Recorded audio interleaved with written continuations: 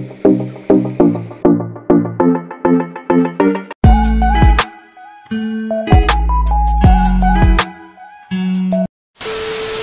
morning guys! So for today's video, magluto na sa taog putong bugas. So ang mother naghimo siya og kanang strainer. So DIY strainer sa taron no, kay ang importante is maluto jud siya. So nakita ninyo na naakoy gihawiran diri nga tabliya or kakao. So nagpagaling naman namo ang bugas is paghuman ani ahon ni siyang gibutangan og kakao. So ang purpose ani nga kakao is para dili siya lagom tan-awon no, dili luspad. So mana nga gibutangan ako siya og kakao. After ana gibutangan ako siya og 3 tablespoon of baking powder para motubo. And then 1 and half cup of sugar or brown sugar.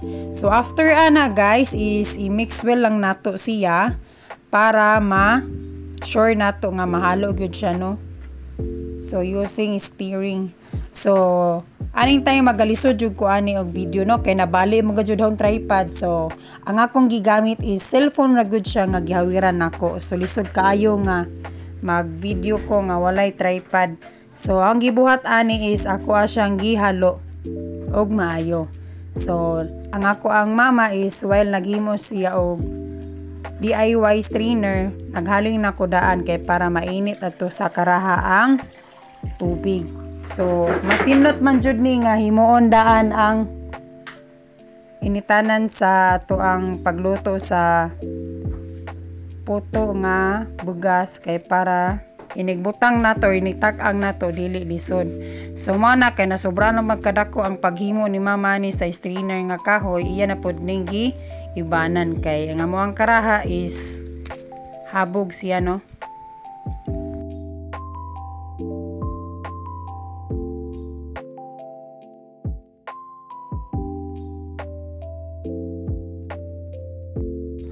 Unja paghuman og himo ni mama sa DIY strainer is ako sa naginahinay na sad kog butang sa hulmaanan.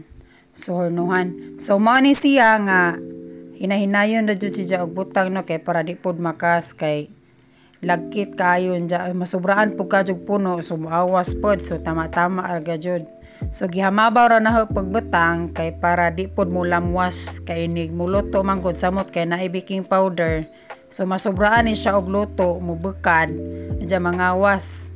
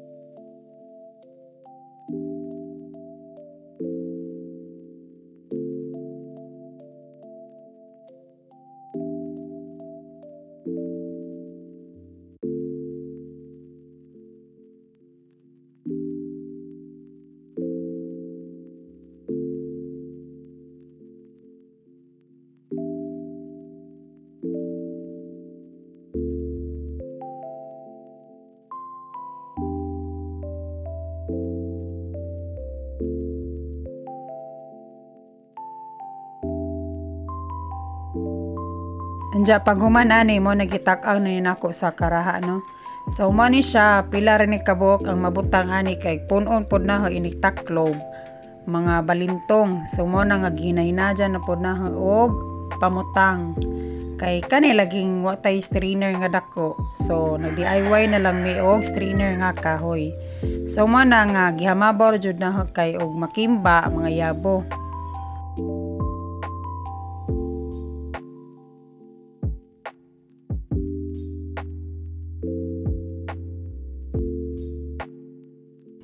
So after ana pagbutang nako, so gibidyohan po nako ang manghud. So mo ni siya nga assistant po daw nga tigsulod ani sa. So mo ni siya ang first result sa ang giluto. So ang last nga result ani is kato jud siyang nibukad og maayo. So keep subscribe, like and comment. Thank you for watching.